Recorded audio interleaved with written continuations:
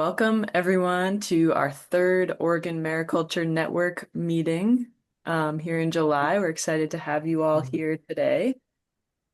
To get us started, some intros. My name is Susie O'Neill. I'm the Coastal Communities and Fisheries Coordinator at EcoTrust, co-facilitating with Alex. And Alex, I'll let you introduce yourself.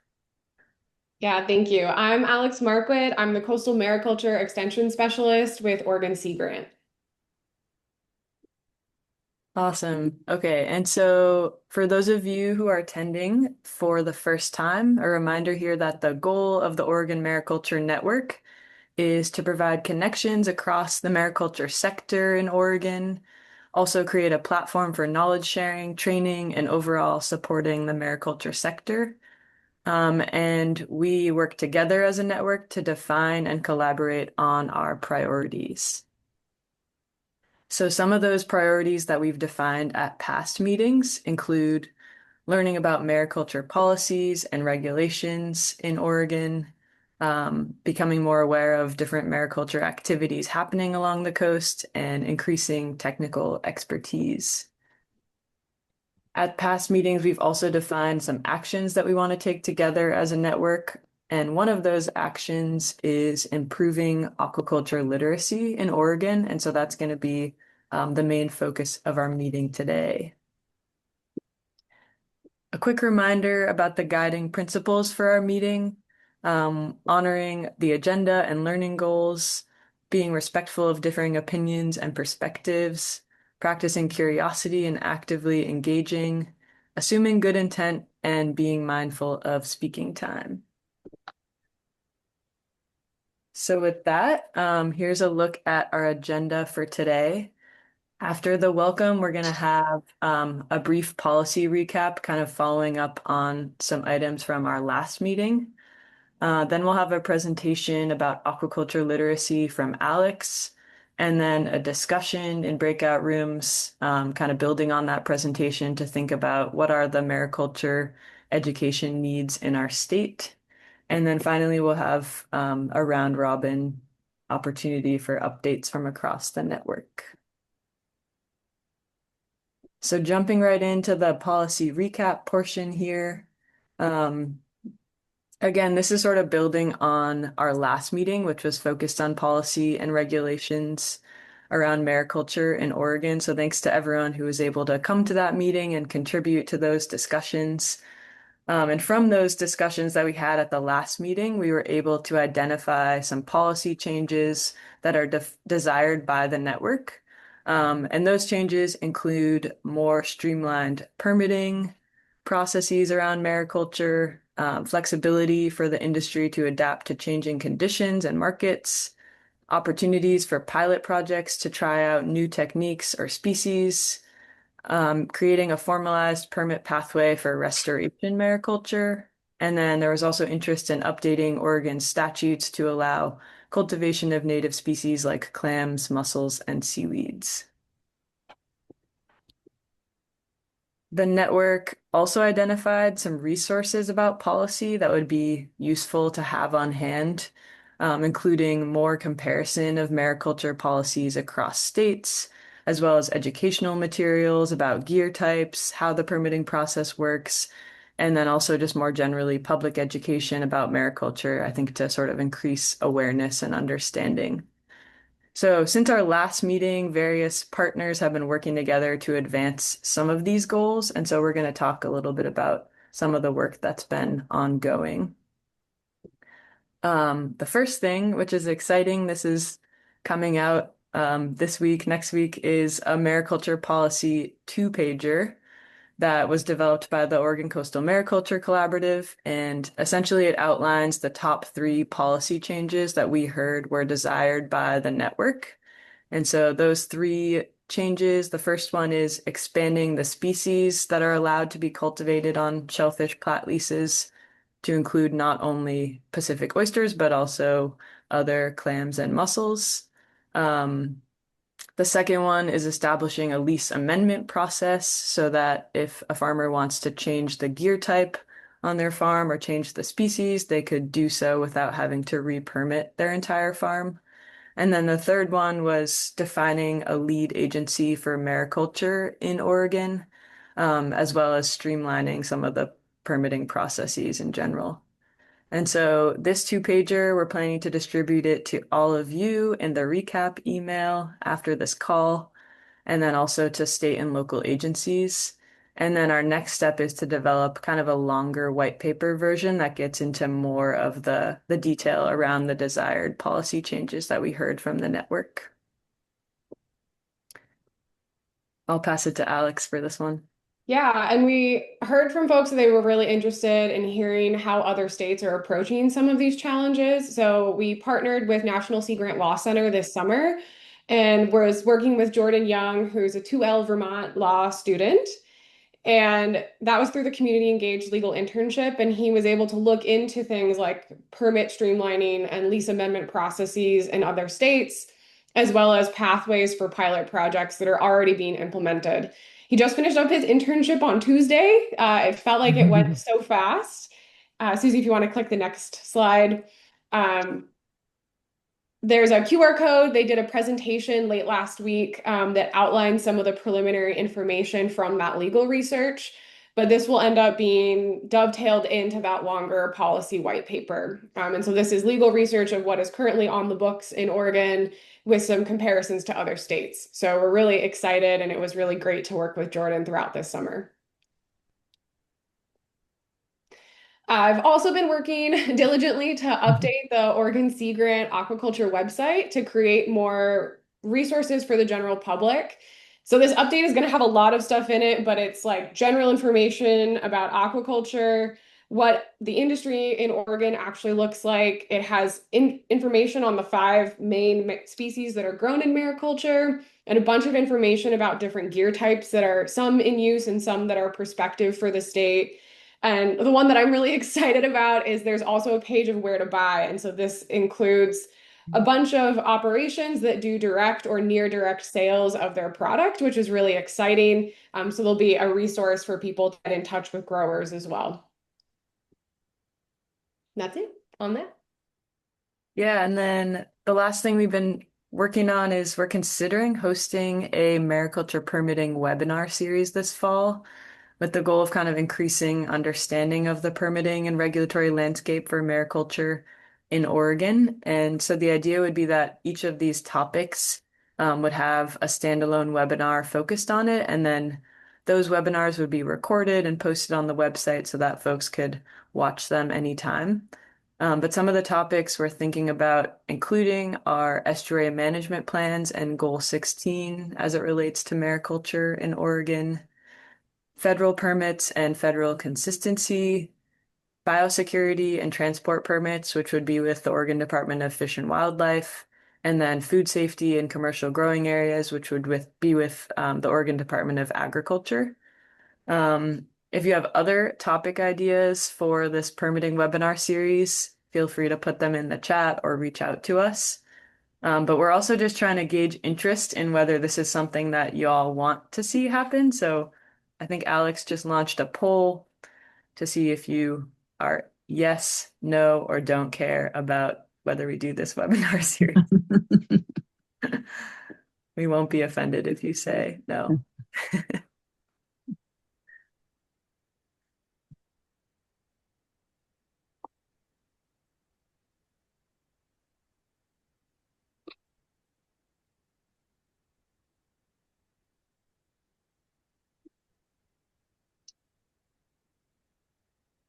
I'll give you all a few more seconds to answer.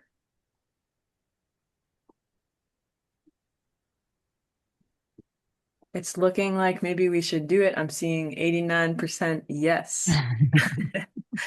Good to know. Okay, so more to come on that. I'm going to go ahead and end this poll.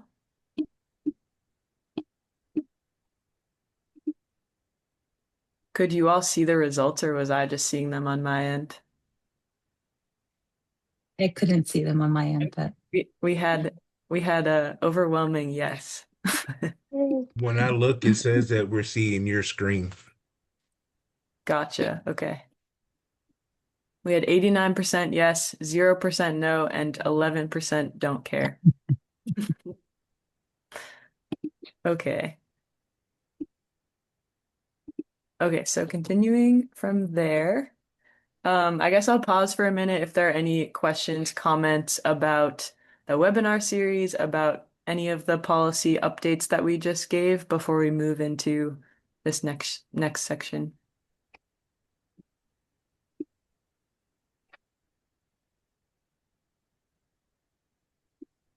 Hearing Okay. done. I'm gonna stop sharing my screen and let Alex take over here because she is going to give a presentation now about aquaculture literacy in the Pacific region. Cool. Hopefully everyone can see a cute nudibranch to start.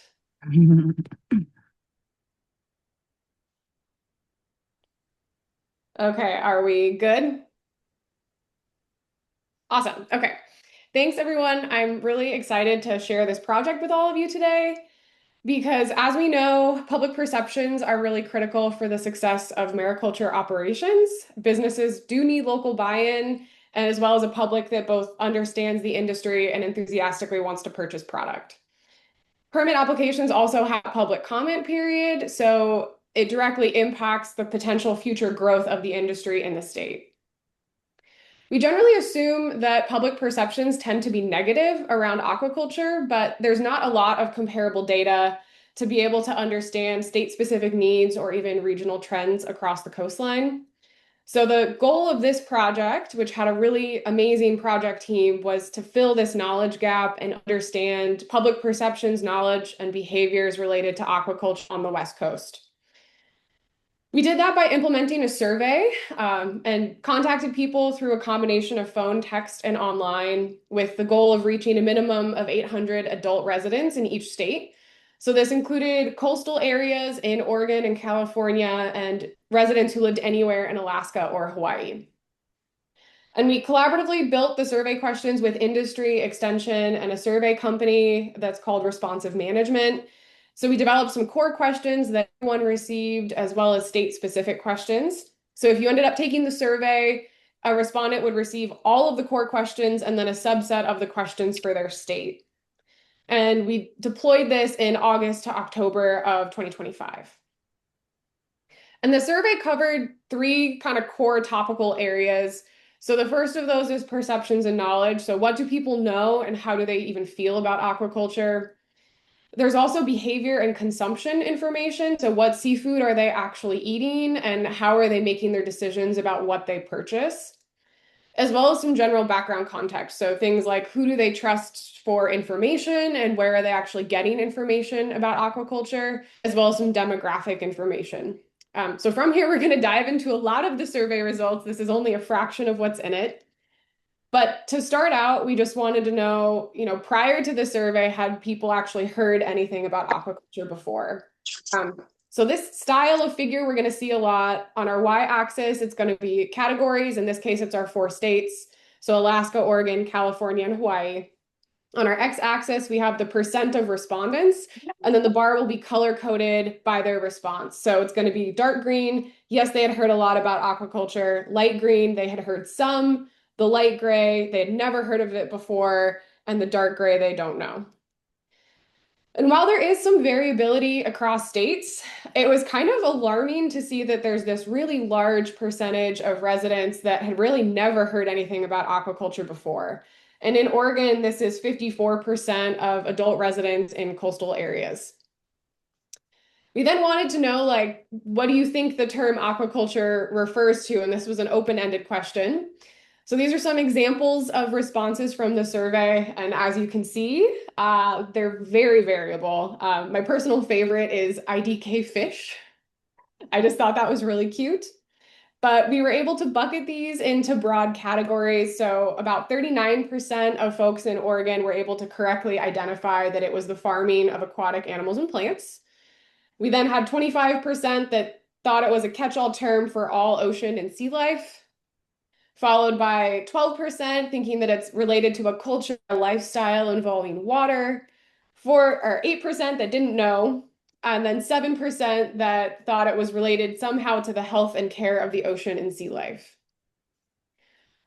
From that point on, for the rest of the survey, we provided them with a definition for aquaculture. And respondents in Alaska and Oregon also got a definition for mariculture due to state-specific practices and policies. And really the key difference here is that mariculture in the definition fish aquaculture. To get at these viewpoints, we then ask them how positive or negative their view of aquaculture is. And again, we have our 4 states, Alaska, Oregon, California, and Hawaii. But in this case, it's very positive in the dark blue, going to very negative in this dark red. And we found that it was actually pretty small percentages of people that had a somewhat or very negative view of aquaculture. And in Oregon, it was actually only 13%. And the major reasons for these negative views had a lot to do with environmental impacts, as well as the health and the quality of the overall product. And these concerns really did focus a lot on fish production. Oregon doesn't have in-water finfish production, and freshwater fish farming is a pretty small component of the aquaculture industry in the state, but this reflects some of that overall public awareness. So Oregon does have this very long history of aquaculture, with our first hatcheries being established in the late 1800s and the first oyster farms getting established in the early 1900s, as well as newer seaweed and urchin industries in the last decade. But despite this, 72% of respondents were either unsure or didn't know if we had aquaculture in the state. So that was a like really low awareness overall of the industry from folks who live in coastal counties. But we also wanted to know about aquaculture knowledge. So we asked them how strongly they agreed or disagreed with 17 different statements about aquaculture. It included a mix of positive and negative statements, so I'm just going to show a few of them. On the positive side, we had things like aquaculture is a good way to provide food for humans, and aquaculture supports communities through jobs. Again, color-coded with blue, they strongly agree, red, to red that they strongly disagree, and found that over 75% of people strongly or moderately agreed that aquaculture was a good way to provide food and support communities through jobs, which is great. For some of the less positive options, aquaculture farms frequently have major disease issues, was agreed to by 15% of respondents. And there's a pretty large contingent of folks that are just unsure or neutral. 31% of people felt that no matter how aquaculture is done, it destroys natural ecosystems. And 55% agreed aquaculture cannot coexist with commercial fishing. So this is really helpful for identifying some of those common misconceptions and can help us actually incorporate that information into educational materials and outreach. We also found that there was pretty strong support for aquaculture in Oregon, with at least 60% of folks who took the survey supporting various aquaculture practices. And that included in-water as well as tank-based aquaculture, and included shellfish, seaweed, and fish production. In addition to that, like 60 to 70%, there was about 20 to 25% that were either neutral or hadn't made up their mind yet. So there is still some opportunities as well for education and outreach. But the support wasn't just in this abstract of, I theoretically think I support aquaculture. Like, they also support it in their local area. So these are the 4 states. Again, dark blue strongly support, dark red strongly oppose. And across all of the states, over 50% had moderate or strong support for aquaculture in their local area. And this is about 2/3 of Oregon coastal residents supported that. So we're seeing pretty low percentages of NIMBYism, or this idea of not in my backyard, idea of, okay, aquaculture is great, but I actually don't want to see it, which is wonderful. And that support extended directly to aquaculture policy, where 65 of coastal residents supported or strongly or moderately supported new policies that sustainably expand the industry in the state. When it comes to willingness to consume farmed seafood, this was really reflected in awareness and attitudes.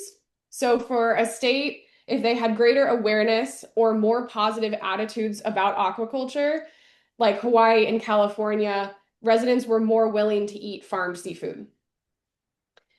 And really highlighted that these information gaps can influence how comfortable someone is when they're purchasing farmed seafood or seafood in general. And we also found that seafood origin is pretty poorly understood. So if you're trying to understand if it's farmed or fish, people kind of don't know. We asked folks how much of each type of seafood that they said they ate was farmed, some of it, none of it, or if they weren't sure. And for things like shellfish and seaweeds, which are commonly farmed, there was a good percentage of folks who thought they were eating a good proportion of it as wild caught.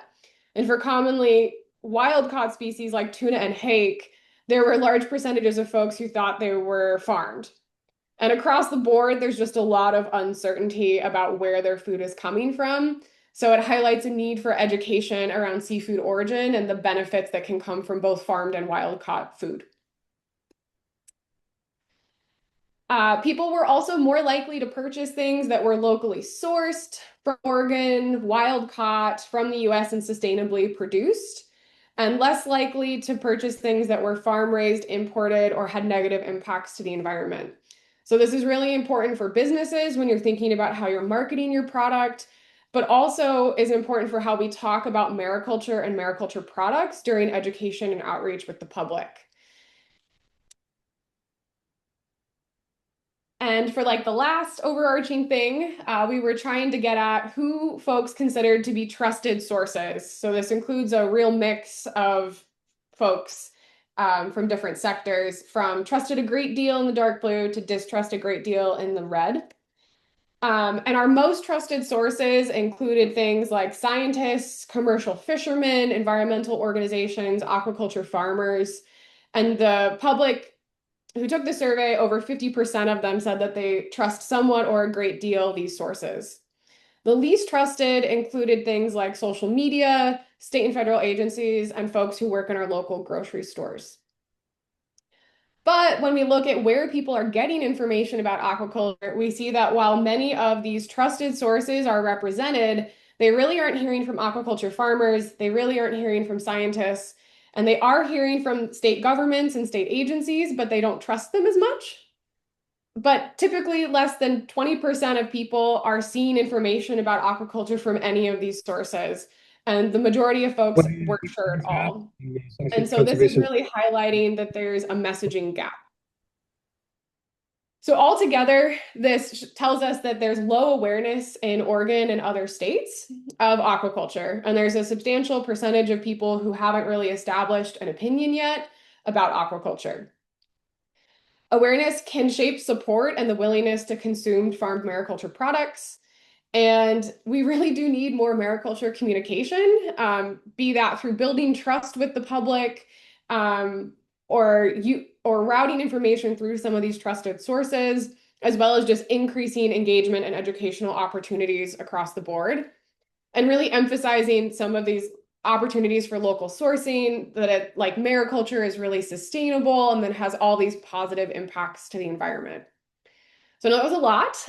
There are many people to thank. This was multiple institutions that participated in creating and disseminating the survey. And we had over 3,000 residents who completed the survey across the 4 states.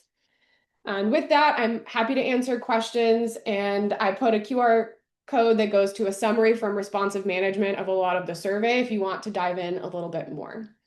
And with that, I will stop sharing so we can do some Q&A.